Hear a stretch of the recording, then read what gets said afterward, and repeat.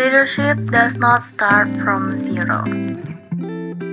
Di dunia kepemimpinan, terdapat pemahaman mendalam bahwa menjadi seorang pemimpin tidaklah terjadi secara tiba-tiba atau tanpa dasar yang kuat.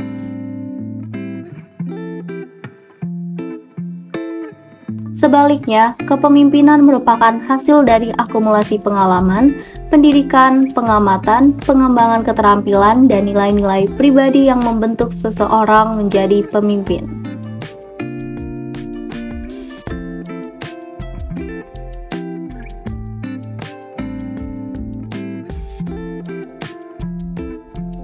Pertama, pengalaman sebelumnya memainkan peran yang sangat penting dalam pembentukan kepemimpinan seseorang.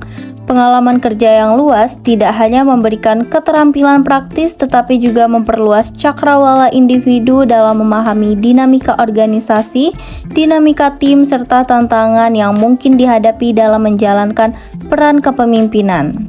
Misalnya, seseorang yang telah menghadapi berbagai situasi yang menuntut dalam pekerjaannya, seperti mengelola konflik, mengambil keputusan strategis, atau memotivasi tim. Itu akan memiliki keunggulan komparatif dalam menghadapi tantangan yang serupa di masa depan. Selanjutnya, pendidikan formal dan pelatihan dalam bidang manajemen dan kepemimpinan memberikan fondasi teoritis yang kokoh bagi seorang pemimpin.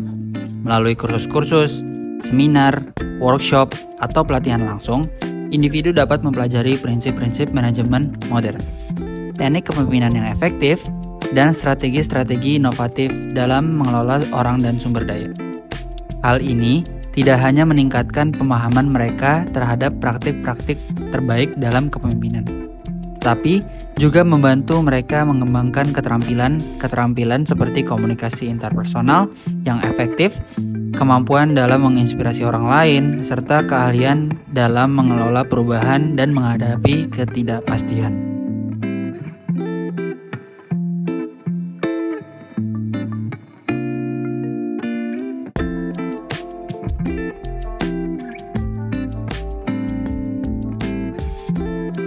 Pengamatan dan pembelajaran dari pemimpin lain juga turut berperan penting dalam perkembangan kepemimpinan seseorang.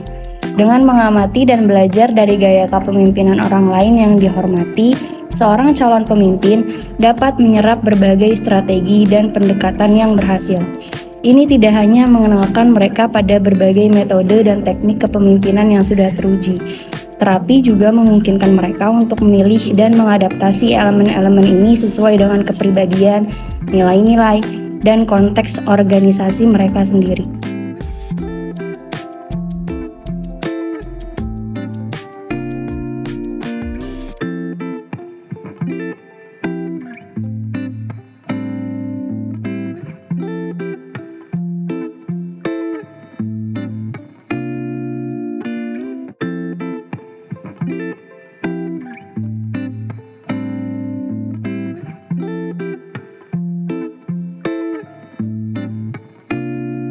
Selain faktor-faktor yang sudah disebutkan, nilai-nilai dan prinsip pribadi seseorang juga memiliki dampak yang signifikan terhadap gaya kepemimpinan mereka.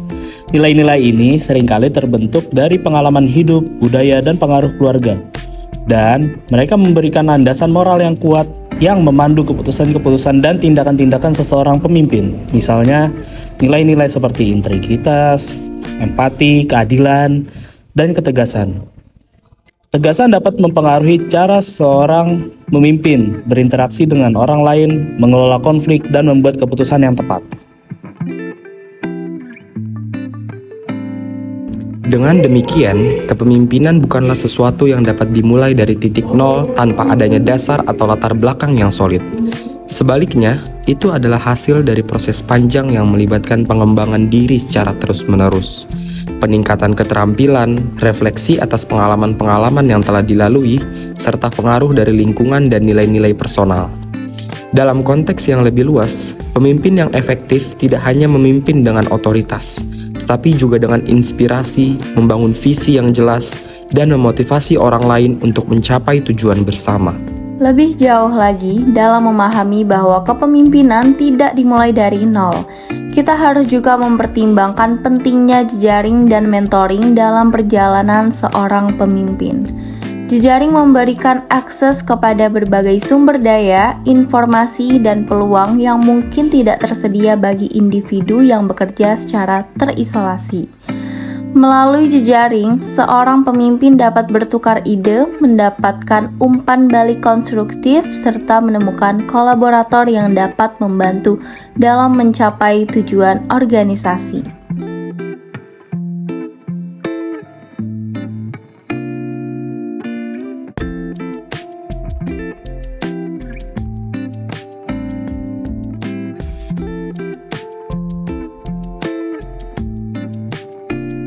Mentoring di sisi lain memainkan peran yang lebih personal dalam pengembangan kepemimpinan. Seorang mentor yang berpengalaman dapat membimbing seorang pemimpin muda melalui tantangan-tantangan yang dihadapinya, memberikan wawasan berdasarkan pengalaman nyata, serta menawarkan perspektif baru yang mungkin tidak terpikirkan sebelumnya. Hubungan mentor-mente ini juga dapat menjadi sumber dukungan emosional yang penting, membantu pemimpin untuk tetap teguh dan termotivasi dalam menghadapi situasi yang sulit.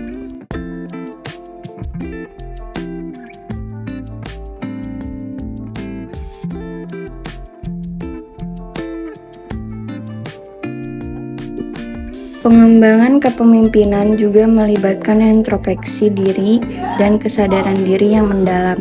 Pemimpin yang efektif cenderung menghabiskan waktu untuk merenungkan kekuatan dan kelemahan mereka sendiri, serta bagaimana perilaku mereka mempengaruhi orang lain. Kesadaran diri ini memungkinkan mereka untuk mengidentifikasi area yang memerlukan perbaikan dan bekerja secara proaktif untuk meningkatkan diri. Ini juga membantu dalam mengelola ego dan memastikan bahwa keputusan yang diambil tidak didasarkan pada ambisi pribadi, tetapi demi kepentingan terbaik organisasi dan tim.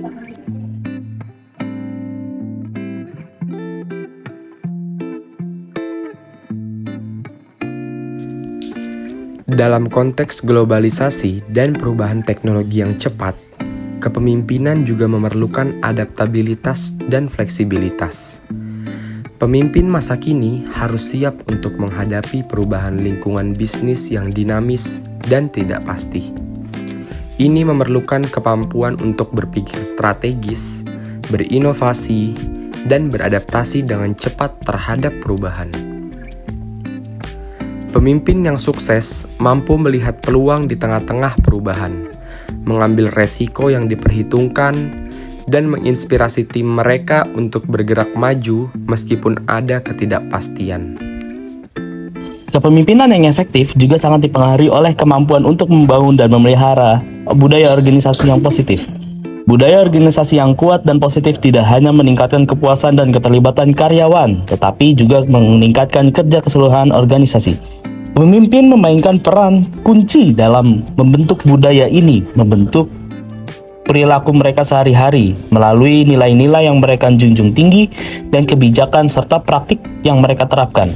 Dengan mempromosikan nilai-nilai seperti kolaborasi, inovasi, inklusivitas, dan akuntabilitas, pemimpin dapat menciptakan lingkungan kerja yang mendukung pertumbuhan dan kesuksesan jangka panjang.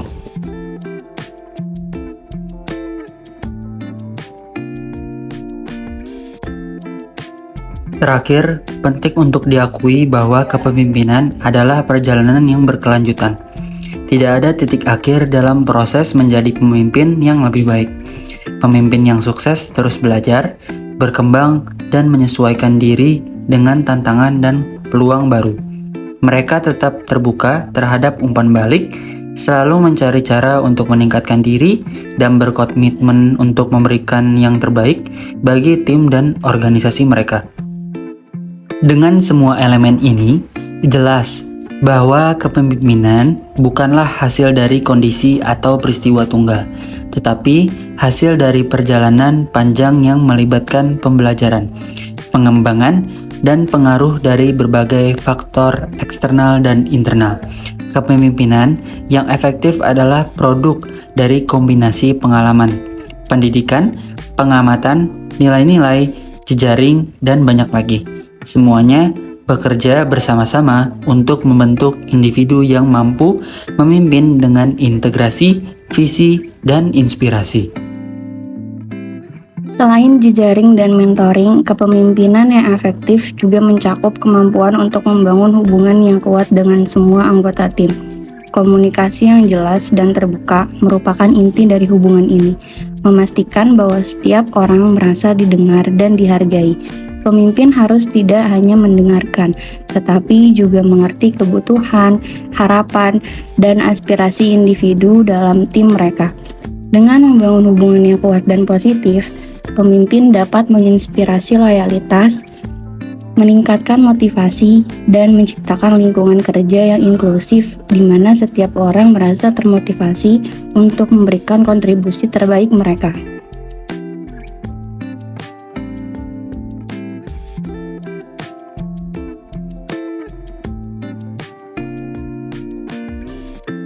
Selanjutnya, dalam menghadapi tantangan globalisasi dan teknologi, pemimpin perlu mengembangkan pemahaman yang mendalam tentang tren industri dan pasar. Ini tidak hanya melibatkan pemantauan terus-menerus terhadap perubahan, tetapi juga kemampuan untuk mengantisipasi tren mendatang dan mengambil alih langkah-langkah strategis untuk mempromosikan organisasi mereka secara kompetitif. Pemimpin yang visioner tidak hanya beradaptasi dengan perubahan, tetapi juga menjadi agen perubahan dengan mendorong inovasi dan transformasi organisasi.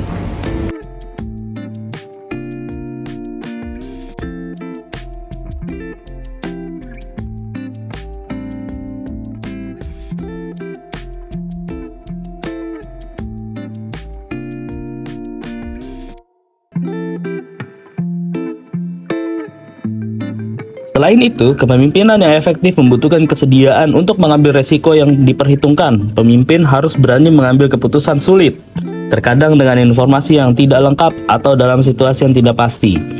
Kemampuan untuk mengelola resiko dengan bijaksana dan mengambil peluang strategis adalah keterampilan yang diperlukan dalam menghadapi tantangan yang kompleks dan beragam di dalam dunia bisnis saat ini.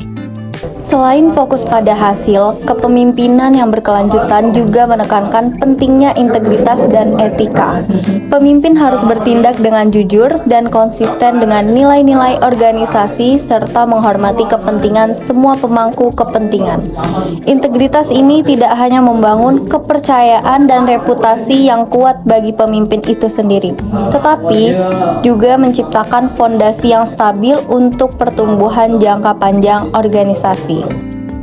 Terakhir, pemimpin yang efektif harus bersedia untuk terus belajar dan berkembang. Mereka menghadapi kompleksitas dengan rasa ingin tahu yang tak terbatas, selalu mencari peluang untuk meningkatkan keterampilan kepemimpinan mereka dan memahami lebih dalam tentang berbagai aspek bisnis dan manusia.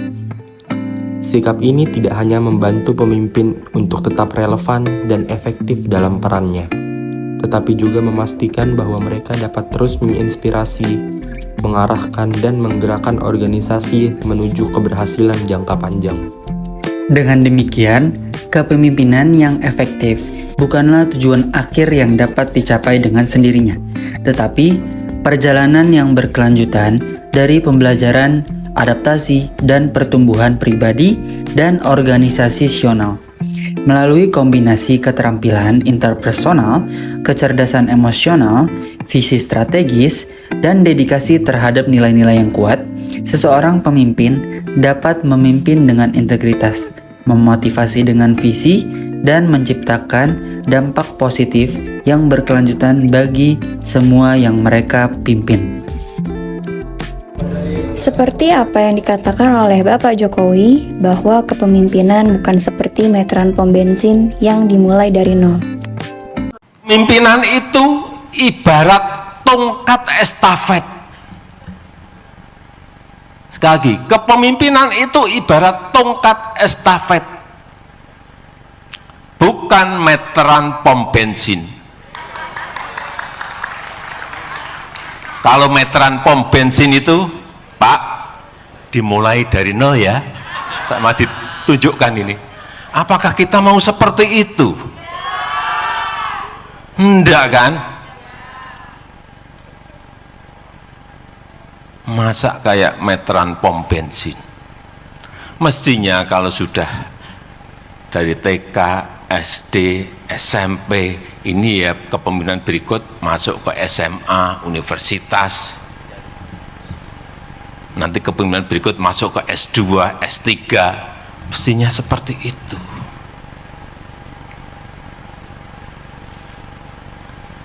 Tidak maju mundur, poco-poco, enggak.